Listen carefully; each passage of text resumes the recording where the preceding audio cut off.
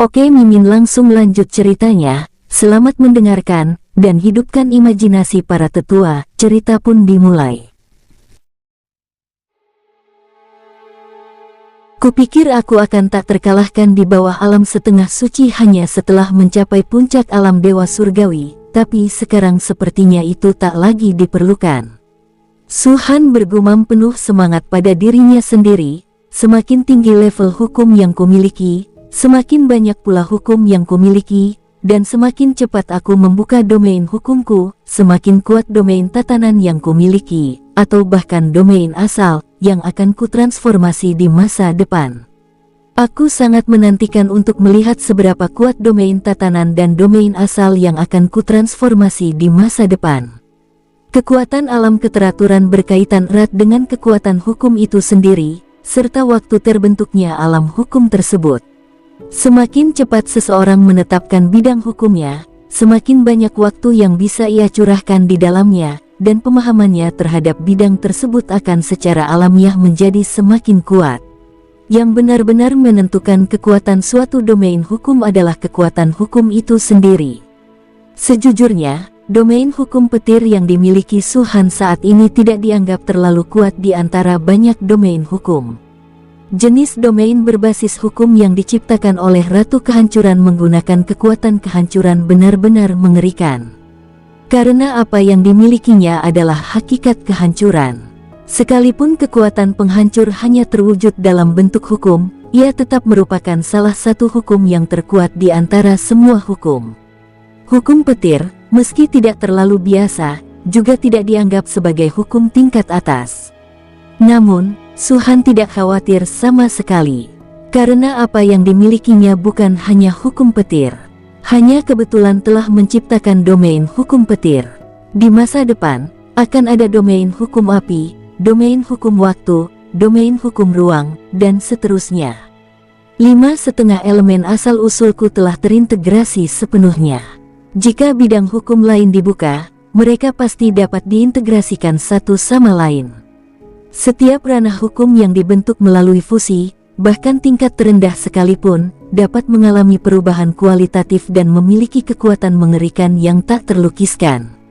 Jika aku menggabungkan 5,5 alam hukumku, atau bahkan 6 alam hukum masa depanku, seberapa kuatkah aku nantinya? Dalam kehidupan sebelumnya, Su Han telah melihat seseorang dengan bakat tak tertandingi yang telah menggabungkan 3 bidang hukum. Ia tidak memiliki elemen asal-usul, tetapi hanya sekedar hukum, yang kemudian berubah menjadi ranah ketertiban. Ini adalah jumlah makhluk dengan domain fusi terbesar yang pernah dilihat Su Han sejauh ini. Kekuatan tempurnya sungguh luar biasa. Dan orang ini, itulah roh primordial. Meskipun membenci Yuan Ling, dia harus mengakui bahwa, dalam hal bakat, Yuan Ling jauh lebih unggul daripada Su Han. Kalau saja Su Han tidak menjadi penguasa lebih dulu, Yuan Ling pasti sudah membunuh Su Han terlebih dulu setelah dia menjadi penguasa. Sekarang setelah kau menjadi penguasa, kau pasti lebih kuat dariku, kan? Kalau aku tidak gila dan binasa, aku pasti sudah mati di tanganmu, kan? Pikir Su Han dalam hati. Siklus karma. Sulit untuk mengatakan apakah kejatuhannya saat itu merupakan keberuntungan atau kemalangan. Jika aku benar-benar dibunuh oleh Yuan Ling waktu itu, bisakah aku terlahir kembali? Kembali ke topik utama. Su Han telah menyatu dengan asal-usul 5,5 Dao sebelumnya. Di masa depan, fusi dengan domain hukum ini tidak akan sulit sama sekali, hanya membutuhkan sedikit waktu. Yang perlu dilakukannya sekarang, selain meningkatkan kultivasinya, adalah membuka bidang hukum lainnya sesegera mungkin. Mengesampingkan masa depan, hanya melihat masa kini. Jika dia dapat membuka domain hukum 6 jalan, maka dengan fusi itu, dia mungkin akan segera menjadi tak terkalahkan di bawah level setengah orang suci. Tingkat kultivasinya hanya pada alam dewa surgawi bintang kedua. Setelah menaiki tangga surgawi, kita harus menemukan cara untuk membuka ranah hukum lainnya. Memikirkan hal ini, Su Han kembali melangkahkan kakinya. Sosok bayangan hantu 5 warna menghilang dari belakang, dan Su Han terus naik ke atas, mulai dari lantai 10.000. Dia tidak berani ceroboh di sini. Bagaimanapun, lantai 10.000 adalah sebuah tonggak sejarah, dan tidak seorang pun tahu apakah krisis mungkin tiba-tiba terjadi. Wung, selangkah demi selangkah, suara mendengung datang dari udara, dan langkah Su Han sedikit goyah. Dia mengerutkan kening. Melangkah ke tingkat ini mengakibatkan peningkatan gravitasi 2 kali lipat. Bahkan di lantai 10.000, gravitasinya hanya 1000 kali lebih besar. Namun di sini ukurannya 2 kali lipatnya. Jadi, melintasi 1000 lantai berarti mengalami peningkatan gravitasi 2000 kali lipat. Su Han tak kuasa menahan napas, jadi, ketika aku mencapai lantai 11.000, peningkatan kecepatan lebih dari 3000 kali lipat dari 9 langkah naga langit yang dikombinasikan dengan kekuatan tempurku secara keseluruhan akan sepenuhnya dinetralkan. Setelah lantai 11.000, jika aku terus mendaki, kecepatanku akan mulai berkurang. Kekuatan tempurnya tetap ada, tetapi kecepatannya telah berkurang drastis, yang juga akan memengaruhi efektivitas kekuatan tempur. Misalnya, saat berlari, satu pukulan bisa menghasilkan kekuatan 10.000 jin. Jika terpaku di satu tempat, akan cukup bagus jika bisa menghasilkan 3.000 jin atau bahkan 4.000 jin. Meskipun aku tidak tahu metode apa yang dimiliki para jenius lainnya, kecepatan tercepat mereka tidak akan pernah lebih dari 3.000 kali lebih cepat dariku, termasuk Zonglin dan Pangu Xingzi. Mata Su Han berkilat, kemungkinan besar kekuatan tempur dan kecepatan mereka berkurang secara bersamaan sejak mereka melangkah ke lantai 10.000. Bukan hanya dirinya yang ukurannya mengecil, semua jenius di tangga surgawi berada di perahu yang sama, yang membuat Su Han sedikit bernapas lega. Mulai dari lantai 10.000, disitulah waktu sebenarnya dihitung. Pantas saja kita hanya butuh waktu kurang dari 10 hari, padahal tahun-tahun sebelumnya tangga surgawi dibuka setidaknya selama setengah tahun. Tanpa banyak berpikir, Su Han berjalan ke atas selangkah demi selangkah. Pada saat ini, di 9 tangga surgawi, para jenius yang telah melangkah ke lantai 10.000 bukan lagi hanya Zonglin dan Pangu Xingzi, tetapi juga Su Han dan 2 orang lainnya. Han Bei, Feng Qi, Zunyu, Qidong, Tisantan, Anzen. Pada peringkat perburuan setan, semua 10 jenius setan teratas, kecuali Si Wu, Sun Tianlai, dan Bei Li yang dibunuh oleh Su Han, telah mencapai lebih dari 10.000 level. Ada juga 6 orang di Istana Naga 4 Lautan, tidak, harus dikatakan bahwa ada 6 naga, yang naik ke ketinggian 10.000 lantai. 7 orang dari kota Tulong, 2 dari keluarga Liu dari domain suci, dan 5 binatang dewa muda. Ironisnya, di antara para jenius manusia papan atas seperti 4 putra bintang agung dan 9 keturunan dewa agung, hanya 1, yakni putra bintang Taizong, selain putra bintang Pangu, yang mencapai tingkat ke 10.000. Dia tampak terengah-engah dan wajahnya memerah, dia tampak sedang berjuang keras.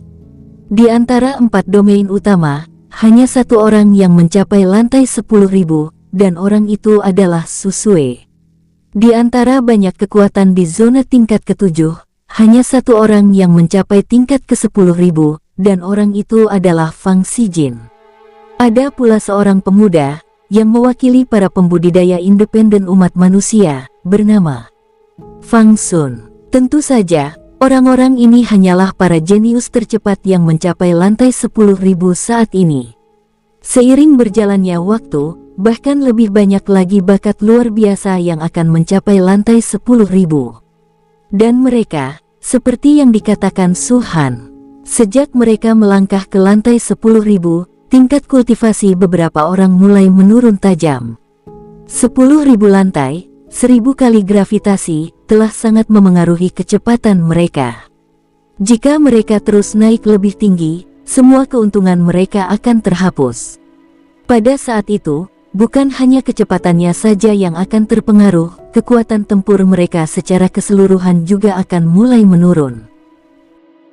Di tangga surgawi di area tingkat ketiga, tingginya lebih dari 10.000 lantai, suatu sosok kadang menghilang dan kadang muncul kembali. Setiap kali muncul, ia melewati dua anak tangga. Ini adalah seorang pria muda. Tanda di antara kedua alisnya terus berkelebat, seolah-olah ada cahaya yang muncul darinya, menyelimuti seluruh pemuda itu. Berkat cahaya itu, kecepatan pemuda yang tadinya hanya setingkat dewa langit bintang 1, mengalami lonjakan yang tak terlukiskan. Anjing laut Kongtong. Pria muda itu tak lain adalah Fang Sun.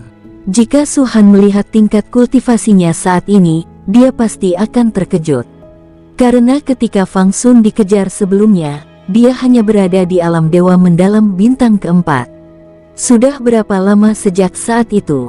Beberapa bulan. Hanya dalam beberapa bulan, tingkat kultivasi Fang Sun meningkat dari alam dewa mendalam bintang 4 ke alam dewa surgawi bintang 1.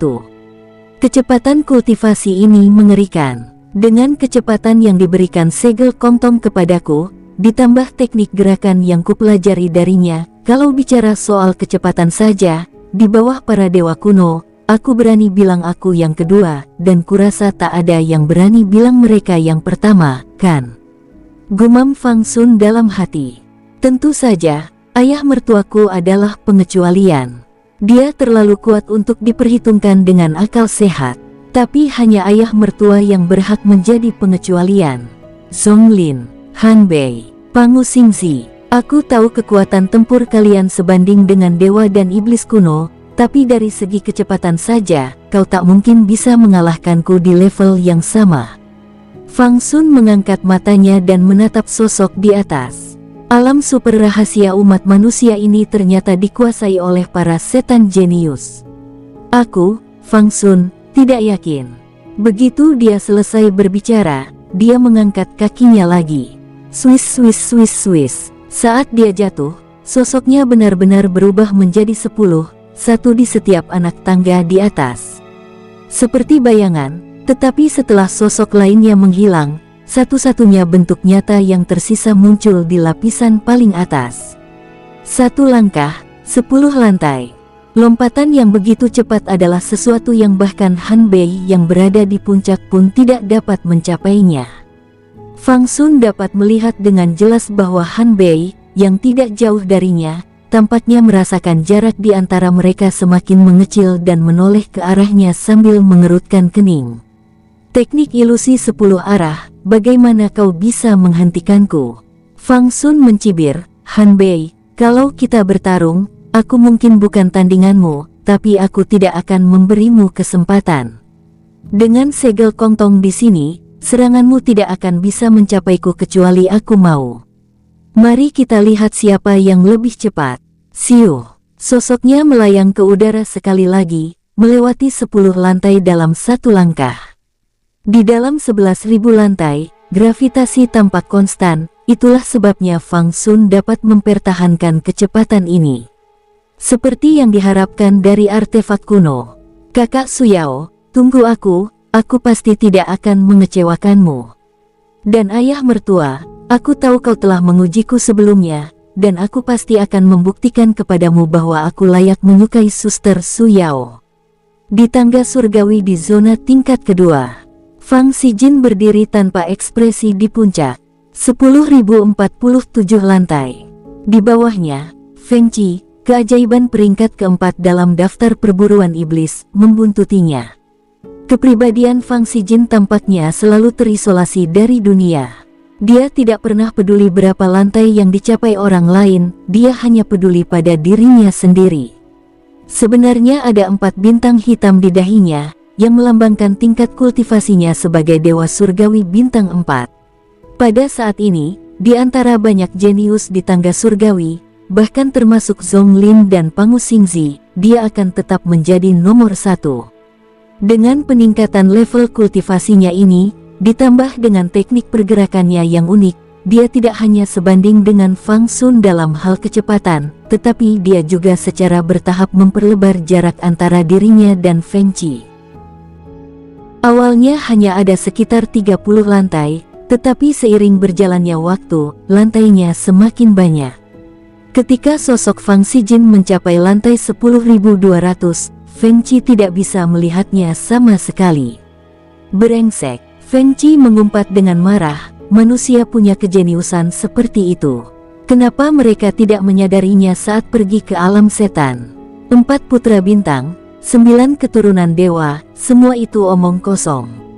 Manusia memang pantas disebut ras yang hina dan rendahan. Mereka tidak hanya menyembunyikan orang kuat mereka, tetapi juga menyembunyikan kejeniusan mereka. Kecepatan Fang Sijin begitu hebat sehingga meskipun Feng Qi berusaha sekuat tenaga, dia tidak dapat mengejarnya. Kepercayaan dirinya sebelumnya hancur di hadapan Fang Sijin. "Kau wanita keji, kalau kau punya nyali, lawan aku." Raungan itu bergema di sepanjang tangga surgawi ini. Di lantai 10.240, Fang Sijin berhenti sebentar. Dia tidak menunduk menatap Feng Qi, tetapi malah mengangkat matanya menatap tempat yang lebih tinggi sambil bergumam pada dirinya sendiri. Setelah melintasi 10.000 tingkat, di manakah tepatnya titik pertemuan 9 tangga surgawi? Jika lantai ke-10.000 memang sebuah simpul, maka tempat penggabungannya pasti ada di sini. Penyihir leluhur pernah berkata bahwa ada kemungkinan 80% sebuah benda maha suci akan muncul di tangga surgawi kali ini, yang mungkin merupakan artefak kuno. Kekuatan tempurku sendiri biasa saja, tapi dengan jiwa penyihir leluhur, aku masih bisa melawan mereka. Menurut perhitungan para penyihir leluhur, setidaknya 2 dari 10 artefak kuno telah muncul. Di mana mereka? Setelah merenung sejenak, Fang Sijin menerjang ke atas sekali lagi. Tetapi tidak seorang pun dapat mendengar kata-katanya.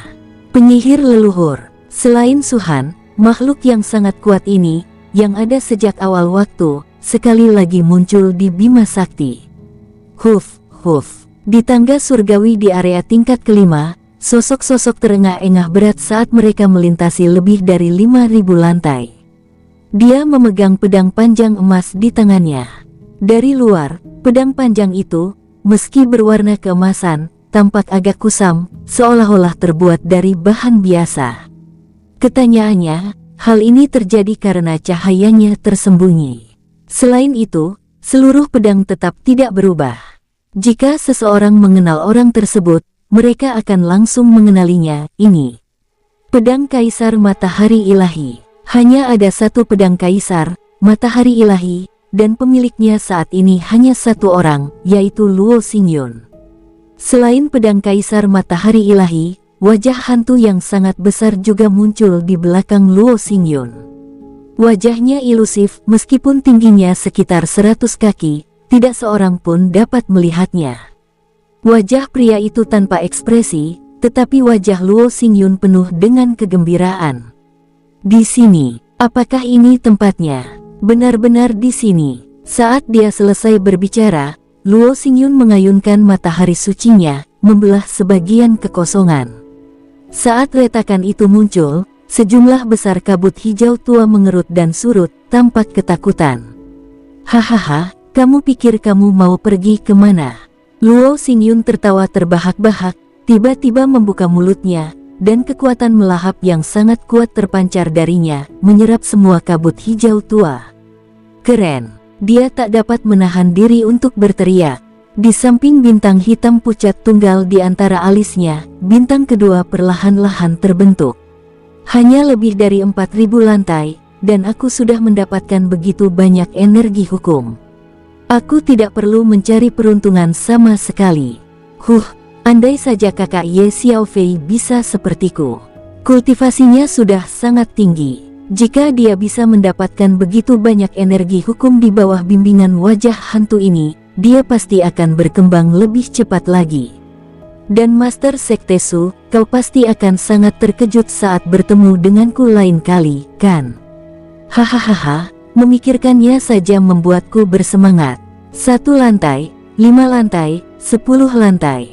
Ketika Suhan mencapai lantai 1500, kecepatannya berangsur-angsur meningkat. Dari awalnya mengambil 1 langkah per lantai, menjadi 5 langkah per langkah, lalu 10 langkah per langkah, dan sekarang 100 lantai dalam 1 langkah.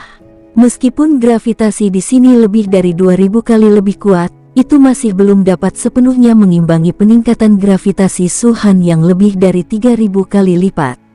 Mengesampingkan semua itu, Su-han masih memiliki peningkatan kecepatan sekitar 1000 kali lipat. Tentu saja, ini dengan syarat dia selalu menggunakan 9 langkah Tianlong. Namun, ini tidak sulit bagi Su-han, karena 9 langkah Tianlong tidak memerlukan konsumsi umur.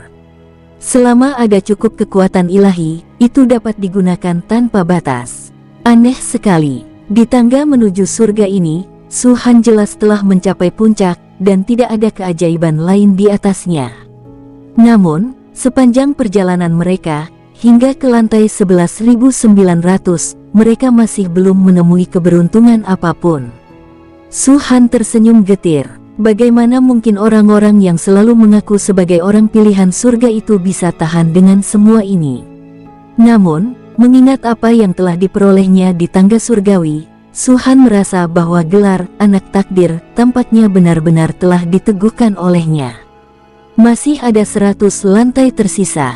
Dari sini, orang sudah bisa melihat lantai 11.000, dan Su-han tidak bisa menahan diri untuk menunjukkan antisipasinya. Seharusnya ada 11 mutiara langit dan bumi di lantai ke-11. Pada saat itu, tidak hanya bayangan hantu tertinggi 5 warna akan mampu diangkat sepenuhnya hingga ketinggian 1.500 kaki, tetapi ia juga akan memiliki 10 mutiara langit dan bumi yang tersisa di tangannya. Ini semua secara alami ditujukan untuk bayangan hantu tertinggi 5 warna, tetapi seberapa besar lagi orb langit dan bumi dapat meningkatkannya saat mencapai panjang 1.500 kaki masih belum diketahui. Siu, sosok itu berkedip-kedip, masih setinggi 100 lantai. Wah, awan keemasan di sekelilingnya pun tersebar, dan Su-han merasa seolah-olah awan gelap itu telah terbelah dan memperlihatkan matahari dan bulan. Melihat ke bawah dari sini, meskipun Anda tidak dapat melihat tanah karena tertutup awan, perasaan kabur yang dirasakan bagaikan negeri dongeng sungguhan. Su-han memandang keluar, dan keluar, mereka pun memandangnya. Yang tak diketahui oleh satupun anak ajaib itu adalah bahwa Su-han adalah anak ajaib ketiga yang mencapai lantai 11.000.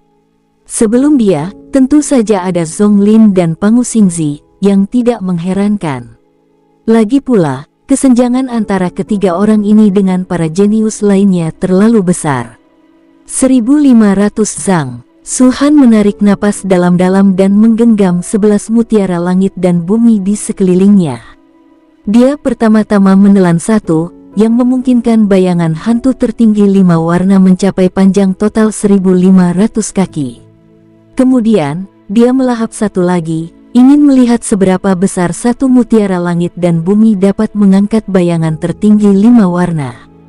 Akibatnya, Su-han menggertakkan giginya karena marah. Dengan pelepasan mutiara langit dan bumi, bayangan hantu tertinggi 5 warna hanya tumbuh setengah zang. Lubang tanpa dasar. Su-han menatap bayangan hantu tertinggi 5 warna dengan jengkel. Bayangan hantu tersebut juga menatapnya tanpa ekspresi, sikap yang selalu dipertahankan oleh bayangan hantu tertinggi 5 warna. Namun saat ini, Su-han merasa seolah-olah orang ini sedang mengejeknya, seolah berkata, "Bukankah kamu ini jurang maut?" Tidak dapat membantah, Su-han hanya bisa memutar matanya sebelum menghadiahkan 9 mutiara langit dan bumi lainnya kepada bayangan hantu tertinggi 5 warna. 1.505 kaki. Ini adalah tinggi terkini dari bayangan hantu 5 warna. Dengan kata lain, untuk mencapai 1.600 zang, setidaknya dibutuhkan 190 mutiara langit dan bumi lagi. Sepertinya tanpa keberuntungan khusus, mustahil mencapai 1.600 zang di tangga surgawi ini tanpa mengandalkan pahala semata, desah Su-han dalam hati. Bukannya dia tidak puas, melainkan orang-orang selalu berusaha untuk mendapatkan hal-hal yang lebih baik. Dengan tingkat kultivasinya saat ini, ia mampu menahan ketinggian bayangan hantu 5 warna, yang tingginya mencapai 1.600 kaki. Tentu saja, ia berharap bayangan hantu 5 warna akan mencapai ketinggian yang diinginkannya. 1.000 lantai penuh, atau bahkan 1.000 lantai di atas 10.000, tapi tak satu pun keberuntungan muncul. Apa nasibku seburuk itu? Atau aku salah tempat? Tangga surgawi selebar 10.000 mil, tapi indera keilahianku hanya mampu menjangkau sekitar 1.000 meter. Haruskah aku memeriksa seluruh 10.000 mil itu sebelum melanjutkan pendakian? Memikirkan hal ini, Suhan merasakan sakit kepala lagi. Setiap level memiliki lebar ribuan mil. Jika kamu menjelajahi setiap level sepenuhnya, apalagi sampai kelelahan, pasti akan membuang banyak waktu. Kemungkinan besar semua jenius kini tengah mengincar titik di mana 9 tangga surgawi menyatu. Lagi pula, jika dilihat dari upaya-upaya sebelumnya pada tangga surgawi, hanya ketinggian yang dicapai setelah penggabunganlah yang dapat benar-benar mengungkap ciptaan yang menakjubkan. Namun ini hanyalah permainan anak-anak. Zonglin dan Pangu Xingzi jelas berada di ketinggian yang lebih tinggi dariku saat ini. Mungkinkah mereka sudah menjelajahi seluruh area seluas 10.000 mil di setiap level? Suhan bergumam pada dirinya sendiri, bayangan hantu 5 warna tidak bisa ditingkatkan lebih lanjut untuk saat ini. Aku hanya bisa mengandalkan peningkatan kultivasiku untuk memperkuat kekuatan tempurku. Biasanya, butuh waktu lama bagiku untuk naik dari alam dewa surgawi bintang 2 ke bintang 3, tetapi di tangga surgawi ini, yang kubutuhkan hanyalah 4 buah teratai salju gunung hijau lagi. Kedengarannya sederhana, tetapi buah teratai salju Qingshan tidak seperti kubis yang mudah didapat. Namun, Suhan tidak patah semangat. Ia tahu bahwa keberuntungan yang sesungguhnya masih akan datang. Oleh karena itu, ide untuk mencari melalui seluruh lebar setiap lapisan langsung terlintas di benak. Tanpa ragu, dia mengangkat kaki kanannya dan melangkah ke lantai 11.011. Wung! Suara dengungan itu terdengar lagi, dan Suhan merasa seolah-olah kaki kanannya dicengkeram sesuatu dan ditarik ke bawah. Pupil mata Suhan mengecil, dan dia tersentak.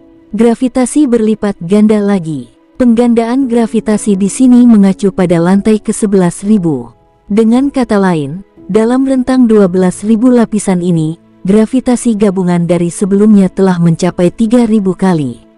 Pengurangan kecepatan sebanyak 3.000 kali lipat berarti bahwa Suhan, yang awalnya memiliki peningkatan kecepatan 3.000 kali lipat, hampir sepenuhnya kehilangannya setelah melangkah ke level ini. Jumlah sisanya tidak dapat disajikan. Itu juga bagus. Mata Suhan berkilat, aku punya teknik gerakan tingkat atas dari alam suci, 9 langkah Tianlong. Apa yang kau miliki? Aku tidak yakin kecepatanmu akan meningkat seperti milikku. Saat ini, kecepatanmu jelas dipengaruhi oleh gravitasi, dan kekuatan tempurmu jelas terpengaruh, mengakibatkan penurunan yang signifikan. Saya harap kamu tidak mengecewakan saya saat kita bertemu. Begitu dia selesai berbicara, Suhan bergegas ke atas. Bahkan jika peningkatan kecepatan sepenuhnya dinegasikan pada saat ini, dengan level kultivasi Suhan sendiri, dia masih dapat mencapai 12.000 level dalam waktu yang sangat singkat.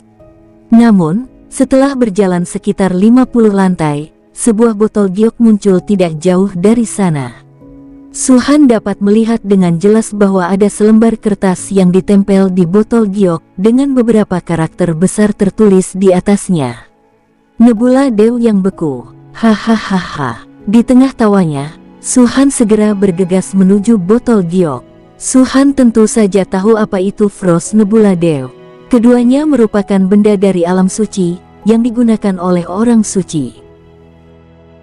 Legenda mengatakan bahwa embun nebula Frost dikumpulkan dari tempat di mana es mistik 9 surga dan Bima Sakti bertemu, dan setiap 10.000 tahun, setetes embun nebula Frost akan mengembun. Tentu saja, pernyataan ini agak berlebihan. Meskipun Suhan tidak pernah pergi sendiri untuk mengambilnya, ia tahu bahwa itu tidak mungkin benar. Di alam suci, embun nebula Frost tidak dianggap terlalu berharga. Meskipun memang lebih unggul daripada buah teratai salju gunung hijau, buah ini tidak terlalu langka sehingga hanya satu tetes yang diproduksi setiap 10.000 tahun. Jika kita benar-benar menghitungnya dengan tetes, Suhan saat itu menelan tidak kurang dari 100 tetes setahun. Botol Frost Nebula Dew di hadapanku berisi stok yang tak diketahui jumlahnya, tetapi setetes saja bernilai 2 buah teratai salju gunung hijau. Semoga ada 2 tetes, agar aku bisa langsung menembus alam dewa surgawi bintang 3, pikir Su Han dalam hati. Yang tidak diketahuinya adalah meskipun dia hanya memperoleh giok suci 10.000 tahun dan buah teratai salju gunung hijau di tangga surgawi, kedua benda ini berasal dari alam suci, yang sudah dianggap sangat beruntung. Melihat keajaiban lainnya, termasuk Zonglin dan Pangu Xingzi, meskipun mereka memperoleh lebih banyak kekayaan daripada Su Han secara kuantitas, kualitas kekayaan mereka benar-benar tak tertandingi. Kalau tidak, tingkat kultivasi mereka tidak akan hanya mencapai tingkat Kaisar Iblis 3 Darah atau Dewa Surgawi Bintang 3. Siu, sosok Su Han berkedip, tangannya terulur untuk meraih Frosty Nebula Deo. Tepat saat dia hendak meraih Frost Nebula Deo, tiba-tiba terdengar dengusan dingin dari sampingnya. Aku sudah menjaganya selama bertahun-tahun, menunggunya lahir. Bahkan jika kau menginginkannya, prinsipnya siapa cepat dia dapat. Mendengar dengusan dingin itu, Su Han awalnya mengira bahwa keajaiban lain telah menyusul. Namun setelah pihak lain selesai berbicara, jiwa hantu muncul, dan Su Han menyadari bahwa itu adalah jiwa sisa yang telah menjaga Frost Star Cloud Deo. Jiwa sisa dari alam suci. Su Han berpikir itu sepertinya tidak mungkin. Jiwa itu dipenuhi lubang-lubang, membuatnya tampak berlubang dan agak menakutkan. Kepalanya telah hilang sepenuhnya, dan salah satu lengannya hilang, hanya menyisakan tubuh bagian atas dan 2 kakinya yang tampaknya telah digerogoti. Mustahil untuk mengetahui tingkat kultivasi pihak lain, tetapi auranya mirip dengan Dewa Langit Bintang 7. Seharusnya ditinggalkan oleh alam suci, tapi itu bukan jiwa yang tersisa, hanya obsesi yang masih ada. Su Han mendesah dalam hati. Orang ini pasti telah meninggal saat mendapatkan sebotol Frost Nebula Deo ini. Tubuh dan jiwanya telah lenyap, hanya menyisakan obsesi ini. Obsesi yang hancur dan hancur seperti itu masih dapat memiliki kekuatan Dewa Langit Bintang 7, yang menunjukkan bahwa orang tersebut pasti telah berada di tingkat alam suci dalam kehidupan. Jika tidak, bahkan seorang dewa pun tidak dapat melakukan ini. Setelah bertahun-tahun, sekarang saatnya untuk melepaskan semuanya. Su Han menggelengkan kepalanya dan bertepuk tangan pelan. Bush! Obsesi itu bahkan tidak sempat melawan sebelum runtuh di tengah gemuruh. Sebelum benar-benar menghilang, Su Han tampaknya mendengar rasa lega dalam raungan itu. Kali ini, tidak ada yang menghentikan Su Han, ia langsung mengambil botol Frost Nebula Deo. Tanpa ragu, dia membuka tutup botol, dan saat dia melihat isinya, ekspresi kekecewaan muncul di wajah Su Han. Hanya 1 tetes. Setetes embun nebula beku setara dengan efek 2 buah teratai salju gunung hijau, yang sangat berharga bagi alam ilahi. Namun, Su Han terfokus pada kemungkinan bahwa mungkin ada 2 atau lebih tetesan di dalamnya, yang memungkinkan kultivasinya langsung menerobos ke alam dewa surgawi bintang 3, itulah sebabnya dia merasa kecewa. Itu juga bagus. Dengan cepat mendapatkan kembali ketenangannya, Su Han membuka mulutnya dan menelan setetes Frosty Nebula Deo. Zat ini, yang menyerupai tetesan air dan berwarna transparan, mengeluarkan aroma harum yang harum saat melewati tenggorokan Su Han. Hanya 1 tetes, namun meninggalkan aroma yang bertahan lama di bibir dan gigi. Teknik Kaisar Naga yang telah dipersiapkan sejak lama, kini sudah mulai dijalankan. Saat Frost Nebula Deo mulai disempurnakan, tingkat kultivasi Su Han berangsur-angsur meningkat.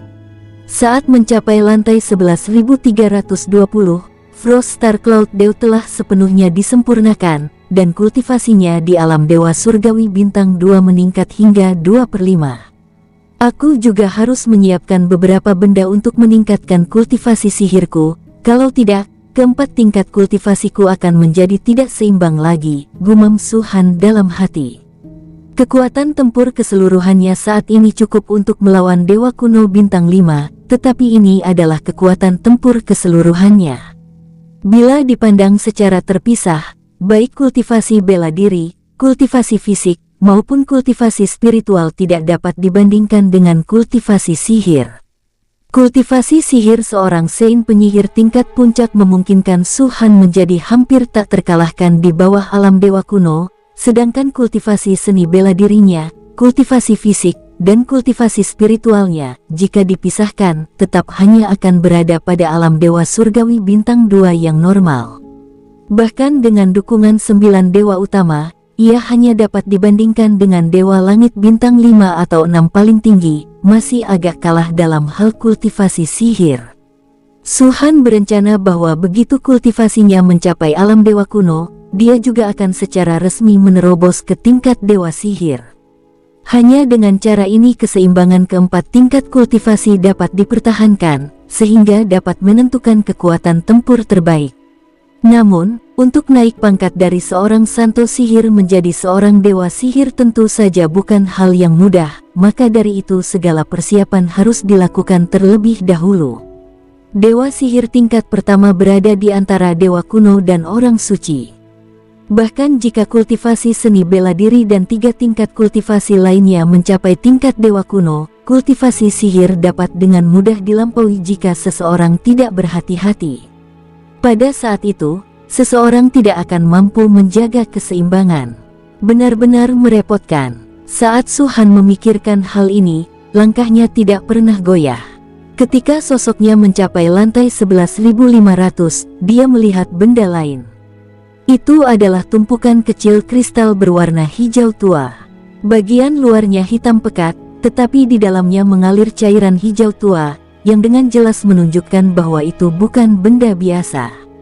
Kristal suci. Su Han mengerutkan kening. Dia sangat akrab dengan kristal suci, jadi dia mengenalinya dalam sekejap. Setelah diperiksa lebih dekat, totalnya ada 27 buah. Kristal suci merupakan benda yang sangat berharga bagi alam suci manapun, sebagaimana kristal suci bagi alam surgawi.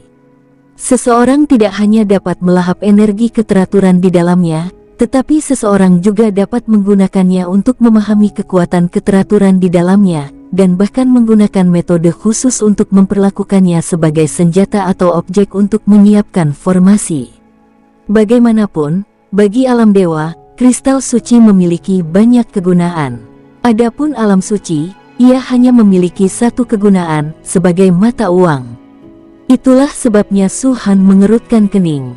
Dia benar-benar tidak peduli dengan sedikit energi tatanan yang terkandung dalam kristal suci, bahkan jika ke-27 kristal itu dijumlahkan, itu tidak akan banyak meningkatkan level kultivasinya. Mengenai penggunaannya sebagai mata uang, banyak individu kuat yang menghabiskan kristal suci untuk membelinya, tetapi Su Han tidak kekurangan uang, jadi tidak masalah apakah dia menjualnya atau tidak. Rasanya hambar saat dimakan, tetapi sayang jika dibuang, itu seperti iga ayam. Sudahlah. Su Han menggelengkan kepalanya tanpa berkata-kata, mengambil kristal suci ke tangannya, dan tidak ada halangan. Su Han terus memanjat. Mungkin karena dia telah membunuh Bailey dan tidak ada anak ajaib lain yang bersaing untuk mendapatkannya, Su Han merasa peluangnya untuk mendapatkan keberuntungan memang jauh lebih tinggi daripada sebelumnya. Setelah 27 kristal suci tersebut, ia menemukan tidak kurang dari 5 benda lain, tidak ada satupun yang merupakan artefak, semuanya digunakan untuk meningkatkan kultivasinya. Namun, ini sangat berguna bagi para kultivator biasa, tetapi tidak banyak gunanya bagi Su Han. Jadi dia meninggalkan berkah itu di sini, menunggu Ling'er, Ye Xiaofei, Ling Xiao, dan yang lainnya datang dan mengambilnya. Di tangga surgawi, Su Han tidak akan menunggu mereka, itu akan membuang-buang waktu, dan lagi pula, tidak diketahui seberapa jauh mereka akhirnya akan pergi. Lebih baik mereka sendiri yang memanfaatkan peluang itu, sehingga bisa segera diserap dan disempurnakan untuk meningkatkan kultivasinya. Sedangkan untuk anak ajaib lainnya, Su Han tidak takut mereka akan mendapatkannya. Sejauh pengetahuannya, setidaknya di tangga menuju surga ini, selain dirinya dan mendiang Bailey, Ling'er, Ye Xiaofei, dan Ling Xiao adalah yang terkuat. Tidak bisakah keberuntungan yang lebih baik muncul sehingga aku bisa mencapai alam dewa surgawi bintang 3 sebelum melangkah ke lantai 13.000? Gumam Su-han dengan nada tidak puas. Tangga menuju surga jelas tidak dapat mendengarnya, karena lantai 13.000 sudah dalam jangkauan. Dengan hanya sekitar selusin lantai di antara mereka, tidak mungkin ada lagi keberuntungan yang terjadi. Sambil menggelengkan kepala dan mendesah, Su-han melangkah ke lantai 13.000. Wung! Suara dengungan itu terdengar lagi, dan wajah Su-han menampakkan ekspresi, "Aku tahu." 1000 kali lipat lagi gaya gravitasinya, gumamnya dalam hati. Ini tentang pelapisan, bukan penambahan. Keduanya memiliki arti yang sedikit berbeda. Sebelumnya, pada lantai 12.000, gravitasinya sekitar 3.000 kali lebih kuat. Sekarang, pada lantai 13.000, gravitasinya meningkat menjadi 4.000 kali lebih kuat. Bahkan Su-han, saat ini, bukan saja dia tidak menerima dorongan apapun, tetapi kecepatannya juga sangat berkurang. Perasaan itu seperti terjebak dalam kubangan lumpur, membuat sulit untuk mengangkat kaki dan melangkah. Meskipun Su-han biasanya berjalan normal tanpa menggunakan teknik seperti 9 langkah naga langit, perbedaannya sekarang adalah gravitasi 4.000 kali membuatnya mustahil baginya untuk berjalan normal. 13.000 lantai, 4.000 kali gravitasi. Jadi, 14.000 lantai, apakah itu berarti 5.000 kali gravitasi? Dan seterusnya. Pada 20.000 lantai, itu mendekati 10.000 kali gravitasi. Apakah benar-benar ada 20.000 lantai atau tidak adalah masalah lain, tetapi ketika Su-han memikirkan gravitasi 10.000 kali, dia tidak bisa menahan napas. Gravitasi saat ini tidak hanya bekerja pada kaki, tetapi pada seluruh tubuh. Penurunan kecepatan yang tiba-tiba sangat memengaruhi penerapan gravitasi, sampai-sampai Su-han dapat dengan jelas merasakan bahwa kekuatan tempurnya secara keseluruhan, yang awalnya mampu melawan Dewa Kuno Bintang 5, tidak dapat lagi dipertahankan pada puncaknya. Jika gravitasi terus meningkat, akan sangat sulit bagiku untuk bergerak, apalagi menghindari serangan lawan, pikir Su-han dalam hati. Tiba-tiba dia teringat akan sebuah teknik sihir super, teleportasi. Itu dulunya adalah Raja Luar Angkasa, menduduki peringkat ke-13 dalam daftar tokoh kuat di domain suci, yang memahaminya dari asal-usul luar angkasa. Yang lain tidak dapat mempelajarinya karena mereka tidak memiliki hakikat ruang. Teleportasi juga dikenal sebagai pergerakan seketika. Sejauh pengetahuan Su-han, itu adalah teknik yang hampir tidak dapat dikendalikan oleh segel atau rintangan apapun. Tidaklah berlebihan jika dikatakan bahwa bahkan Su-han, yang berada di alam dominator, akan merasa sulit untuk membunuh Raja Luar Angkasa. Dengan tingkat kultivasi Raja Luar Angkasa saat itu, ia dapat berteleportasi ke lokasi manapun di domain suci. Dari segi kecepatan saja, ini hampir lebih mengerikan daripada order domain. Meskipun teleportasi dimungkinkan dalam ranah keteraturan, teleportasi tidaklah lengkap, seseorang harus berada dalam batasan ranahnya sendiri untuk mencapai teleportasi secara instan. Akan tetapi, teleportasi Raja Luar Angkasa tidak tunduk pada batasan-batasan ini sama sekali. Terlebih lagi, bahkan di dalam wilayah kekuasaan orang lain, Raja Luar Angkasa dapat berteleportasi. Su-han pernah yakin, jika kita bicara tentang siapa yang punya kemampuan bertahan hidup terkuat, pastilah bukan makhluk Saint Realm yang punya berbagai teknik rahasia pertahanan tingkat atas atau benda pertahanan tingkat atas, melainkan Raja Luar Angkasa yang punya kemampuan teleportasi. Jika aku bisa teleportasi, gravitasi terkuat sekalipun takkan berguna melawanku. Su-han menunjukkan sedikit rasa iri. Seketika, rasa iri ini berubah menjadi desahan, aduh, aku memang memiliki asal-usul ruang, tetapi dengan tingkat kultivasiku saat ini, aku bahkan tak mampu menyentuh kekuatan sejatinya, bahkan kekuatan keteraturan. Hal itu hanya bisa digambarkan sebagai hukum spasial yang berevolusi dari elemen asal-usul ruang. Dalam keadaan seperti itu, bagaimana aku bisa memahami asal-usulnya? Tanpa menyentuh ambang asal, seseorang tidak dapat melihat wajah asal yang sebenarnya. Seperti orang biasa yang menatap langit, Langit itu tampak seperti langit sungguhan, padahal itu bukanlah langit sungguhan. Di balik langit, ada langit berbintang, di balik langit berbintang, ada cakrawala, Bima Sakti, alam semesta. Lupakan saja, aku tidak akan memikirkannya lagi. Kecuali Raja Angkasa bisa mentransfer jiwanya kepadaku setelah kematiannya, aku khawatir akan sulit bagiku untuk memahami teleportasi dari ruang sumber sendirian. Su-Han tertawa getir dan menghibur dirinya sendiri. Berpuas dirilah, belajarlah untuk merasa cukup. Aku sudah menerima cukup. Seperti yang diharapkan, 13 mutiara langit muncul di sekelilingnya. Namun, Su-Han merasa itu tidak sepadan. Di lantai 10.000, dengan gravitasi hanya 1000 kali lipat, terdapat 10 mutiara langit dan bumi. Di sini, dengan gravitasi 4000 kali lebih besar, hanya ada 13 bola langit. Mungkin bukan hanya di lantai 13.000 ini saja, mulai dari sini, jika Anda hanya mengejar imbalan, maka semakin ke atas Anda melangkah, semakin tidak berharga jadinya. Aku ingin tahu kemana Pangu Xingzi dan Zonglin pergi. Su-Han menelan ke-13 bola langit dan bumi, dan bayangan tertinggi 5 warna bertambah tinggi 6,5 zang. Meskipun Su-Han membuang banyak waktu, ia berhasil mengejar dan melampaui yang lain. Terlebih lagi, karena peningkatan gravitasi yang mengerikan, Su-Han tidak merasa bahwa ia masih kalah dari Zonglin atau Pangu Xingzi. Dan memang itu yang terjadi. Saat Su-Han melangkah ke lantai 13.000, Zonglin dan Pangu Xingzi juga secara bersamaan mencapai lantai 13.000 di 2 tangga surgawi lainnya. Namun mereka jelas tidak setenang Su-Han. Wajah mereka berdua memerah dan terengah-engah, merasa makin lemah, seolah-olah mereka sedang memikul gunung besar di punggung mereka. Setiap kali mereka mengangkat kaki, mereka merasa kaki mereka melemah, dan meskipun tenaga dalam diri mereka melonjak, tenaga itu hanya dapat menyalurkan sedikit sekali kekuatan. Ini hanya 13.000 lantai. Mata Zonglin berkobar-kobar karena marah sambil menggertakkan gigi dan berkata, "Omong kosong. Kita bahkan belum mencapai titik fusi, dan gravitasinya sudah sekuat itu. Aku harus istirahat sejenak setelah melangkah 1 langkah.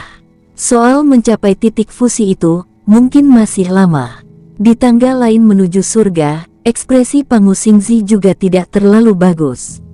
Namun, ia lebih sabar dan tidak banyak bicara seperti Zonglin. Ia hanya terus berjalan tanpa mengucapkan sepatah kata pun. Gravitasi yang kuat seperti itu sebenarnya bermanfaat bagi keajaiban apapun. Mereka dapat menggunakan ini untuk mengasah kekuatan mereka, terutama para jenius yang berhasil menembus setelah memasuki tangga surgawi. Dalam waktu singkat, mereka tidak dapat benar-benar menguasai kekuatan alam dewa surgawi. Setiap kali mereka bergerak, sejumlah besar kekuatan ilahi terbuang, dan mereka hanya dapat mengerahkan 80%, atau bahkan 70%, atau bahkan kurang dari itu. Gravitasi ini dapat dengan cepat mengasah keterampilan mereka, secara bertahap menyempurnakan kendali mereka atas kekuatan alam surgawi. Banyak sekte memiliki plaza gravitasi. Tidak diragukan lagi, para kultivator yang terus-menerus berada di bawah gravitasi akan melepaskan kekuatan tempur yang melampaui tingkat kultivasi mereka sendiri jika mereka bergerak. Mereka terbiasa hidup di bawah gravitasi dan telah menguasai kekuatan mereka sendiri ke tingkat keterampilan yang tak tertandingi. Tiba-tiba, gravitasi menghilang. Ia bagaikan burung yang lepas dari sangkarnya. Wajar saja, ia merasa ringan dan bisa menjadi lebih kuat. Akan tetapi, tak seorang pun dari anak ajaib itu peduli dengan semua ini.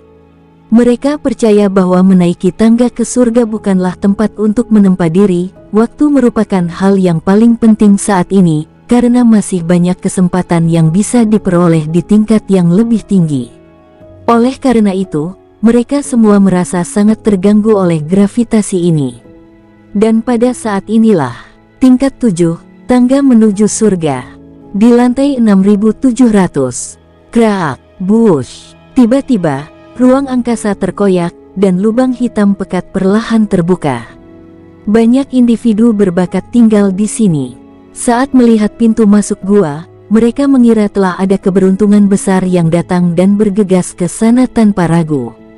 Mereka kecewa karena meskipun lubang itu akhirnya mencapai diameter 100 kaki, tidak ada keberuntungan yang dihasilkan. Melihat ke arah pintu masuk gua, semua anak ajaib itu mengerutkan kening.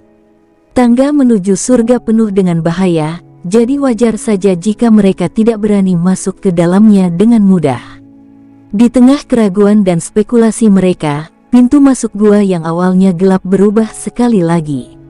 Kegelapan di dalamnya telah berubah menjadi layar raksasa, dan di dalam layar ini, suatu sosok bergerak ke atas, langkah demi langkah, lapis demi lapis.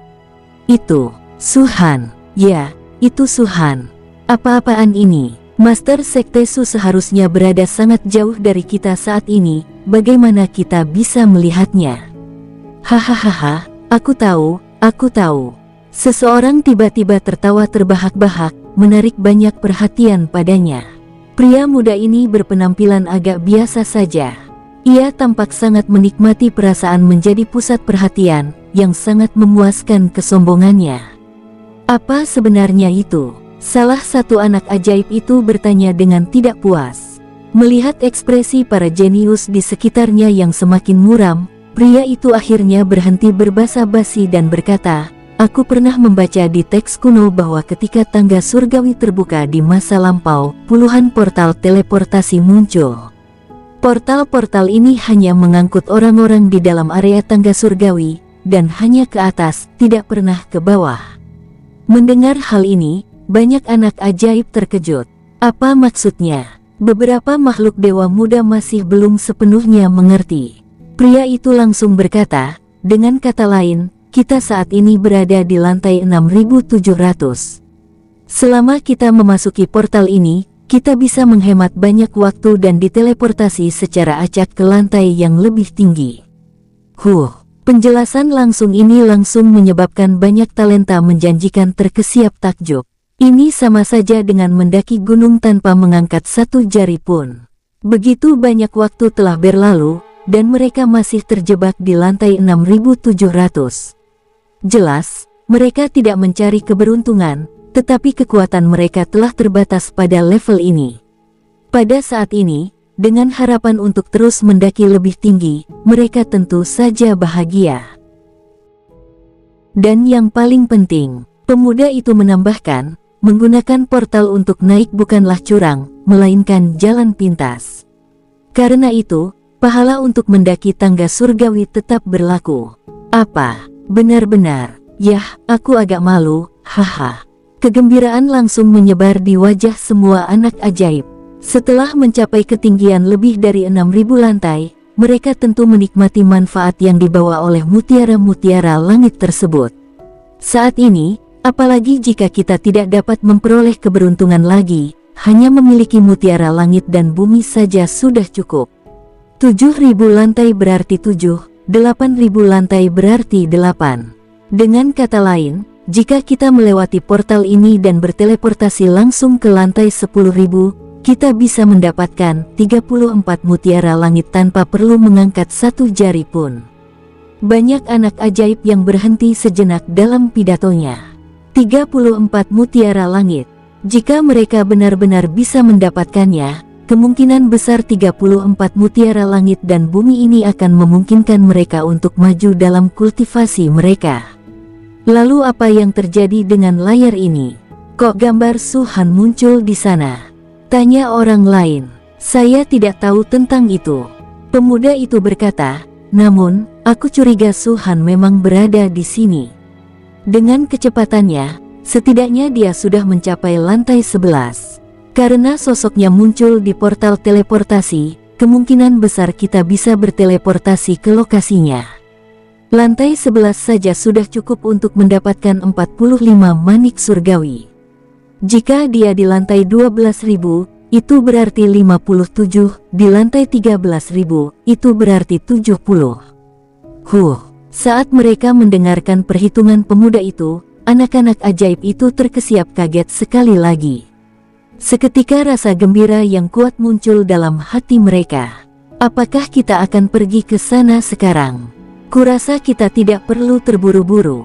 Kita tunggu saja sampai Su Han mencapai level yang lebih tinggi sebelum mengambil keputusan. Memang, kesempatan seperti ini jarang. Besarnya imbalan yang bisa kita dapatkan sekarang sepenuhnya bergantung pada seberapa tinggi Su Han bisa memanjat. Hahaha, jadi itu artinya kita menunggangi kepala Su Han. Ya, dia akan memanjat lebih dulu, kita akan segera sampai, hahaha.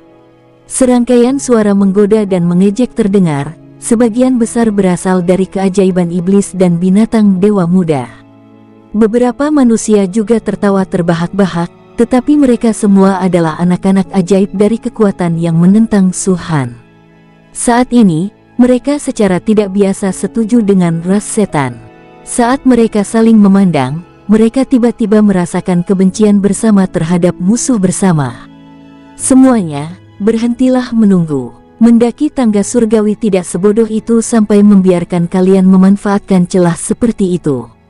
Sementara yang lain bersukacita, pemuda itu memadamkan harapan mereka. Catatan kuno menyatakan bahwa setiap kali portal ini muncul, durasinya paling lama 5 menit. Jika kau melewatkannya, kau mungkin takkan pernah mendapatkan kesempatan sebaik ini lagi. Apa? Hanya 5 menit, jadi begitulah. 5 menit juga tidak masalah. Mari kita lihat seberapa tinggi Su Han bisa memanjat dalam 5 menit ini. Banyak dari individu berbakat ini tidak dapat menahan rasa kecewa. Tidak jauh dari mereka, ada sekelompok orang lain. Mereka tidak berusaha menyembunyikan identitas mereka, pakaian mereka dihiasi dengan desain burung phoenix. Haruskah kita pergi ke sana? Seseorang bertanya dengan suara rendah. Hening sejenak menyelimuti kerumunan. Setelah beberapa saat, seorang pria yang tampaknya berusia sekitar 30 tahun berkata, "Sebelum memasuki tangga surgawi, pemimpin sekte Phoenix berulang kali memperingatkan kami. Tidak ada jalan pintas di tangga menuju surga." Mendengar ini semua orang sedikit terkejut dan kemudian berbisik satu sama lain. "Aku akan mematuhi perintah pemimpin sekte." Portal tersebut hanya dapat bertahan paling lama 5 menit, yang membuat kelompok jenius itu kecewa, karena mereka ingin mendapatkan lebih banyak keuntungan dari pengaruh Su Han. Namun, hal ini tidak menghalangi mereka untuk memasuki susunan teleportasi. Di layar besar portal, Su Han menaiki anak tangga satu persatu, tampak agak gelisah. Jelas bahwa bahkan setelah 5 menit, ia tak akan bisa menaiki lebih banyak anak tangga lagi. Kalau begitu, tidak perlu membuang waktu lagi di sini. Kalian semua terlalu takut untuk masuk. Apa kalian pikir aku berbohong? Pemuda itu, melihat semua mata tertuju padanya, langsung menunjukkan ekspresi tidak senang. Karena tidak ada yang berani masuk, tunggu saja di sini. Aku akan pergi dulu. Tanpa ragu, pria itu melangkah ke portal segera setelah dia selesai berbicara. Suara mendesing. Seperti tirai air, sosok pria itu menghilang segera setelah masuk, tetapi layar besar tetap ada, dan Su Han di dalamnya terus memanjat. Dia sudah ada di dalam, yang membuktikan bahwa ini bukan tipuan. Cek, kita tidak punya harapan untuk mencapai tingkat yang lebih tinggi, tapi sekarang, tangga surgawi telah memberi kita secercah keberuntungan. Kita beruntung, kalau tidak, mengapa portal ini muncul di sini? Hahaha, bagaimana kalau ada benda setingkat Sein yang diletakkan di depanku setelah aku keluar? Kalau itu terjadi, aku pasti harus menerimanya. Saat kata-kata itu terucap, beberapa sosok memasuki portal teleportasi. Pada saat yang sama, portal teleportasi telah muncul di ke-9 tangga surgawi. Namun, mereka muncul di tempat yang berbeda-beda, ada yang berada di lantai 6.000, ada yang di lantai 8.000, ada yang di lantai 9.000, dan bahkan ada yang di lantai 2.000. Adegan yang muncul di layar tempat setiap portal bertransformasi berbeda-beda. Tidak semuanya menampilkan orang pertama, Su Han, seperti portal di area level 7. Ternyata, pemuda itu benar. Mereka akan diteleportasi kemanapun layar menunjukkan mereka. Seorang jenius dari lantai 6.000 diteleportasi ke lantai 8.000. Seorang jenius dari lantai 7000 diteleportasi ke lantai 9000. Bahkan ada orang jenius dari lantai 5000 yang langsung diteleportasi ke lantai 10.000. Dan dari lantai 6000 hingga lantai 13.000. Hanya satu, Cekaerak, menatap kekosongan yang tiba-tiba terkoyak tak jauh dari sana. Su-han tanpa sadar berhenti. Dalam pengalamannya, setiap kali situasi ini terjadi, krisis biasanya menyertai keberuntungan. Namun kali ini, dia salah. Bes, retakan itu perlahan melebar, dan kegelapan di dalamnya tampak diterangi cahaya. Banyak sosok, seolah berdiri di balik tirai cahaya, menatap ke bawah dengan ekspresi gembira. Mata Su-han sedikit mengerut portal teleportasi. Dia dapat melihat orang lain, dan orang lain dapat melihatnya, yang membuktikan bahwa sosok-sosok di dalam akan segera diteleportasi. Su-han bahkan melihat ironi yang kuat di wajah banyak iblis dan manusia ajaib. Mereka menatap Su-han, senyum mengembang di bibir mereka, seolah berkata, "Terima kasih telah membawa kami ke sini." Su-han sama sekali tidak menghiraukan pikiran mereka. Begitu portal itu muncul, ia pertama kali menatap alis sosok-sosok ini dan aura darah di sekitarnya. 7 bintang, 7 aliran energi darah. Kebanyakan dari mereka berada di alam dewa surgawi 7 bintang atau alam raja iblis 7 darah. Hanya sedikit yang mencapai puncak, dan tidak lebih dari 3 yang berada di alam kaisar iblis setengah langkah. Ketika kesimpulan ini muncul di benak Su-han, dia tiba-tiba merasa bahwa para jenius yang telah diteleportasi dan hendak mendarat agak menyedihkan. Dilihat dari tingkat kultivasi mereka, mereka pasti diteleportasi dari antara lantai 5 dan 7000. Meskipun 7000 lantai, ia masih melintasi 6000 lantai penuh, menghindari krisis yang tak terhitung jumlahnya. Setelah mendaki 7000 lantai ini, mereka akan menerima puluhan mutiara langit dan bumi sebagai hadiah. Bagi mereka yang tidak punya harapan untuk mendaki lebih tinggi, ini sungguh tawaran yang luar biasa. Sangat disayangkan, baik penguasa Istana Awan maupun Ratu Kehancuran telah memperingatkanku melalui telepati bahwa tidak ada jalan pintas di tangga surgawi. Tidak ada jalan pintas di tangga menuju surga. Sebelum memasuki tangga surgawi, Su-han telah memperingatkan orang-orang dari Sekte Phoenix lebih dari sekali, dan permaisuri penghancur serta penguasa Istana Raja Awan Yun juga telah memperingatkan Su-han lebih dari sekali. Su-han belum pernah memasuki tangga surgawi sebelumnya, dan dalam hal ini, penguasa Istana Raja Awan Yun lebih berpengalaman darinya. Terlebih lagi, Ratu Kehancuran telah tinggal di bidang bintang atas begitu lama sehingga bahkan jika Su-han tidak diberitahu alasannya, dia akan memilih untuk mempercayainya tanpa syarat. Hahaha, 13.000 lantai. Ternyata ada lebih dari 13.000 lantai. Pemimpin Sekte Su, terima kasih banyak. Hahaha, Su-han, kami benar-benar mendapat manfaat dari kesuksesanmu.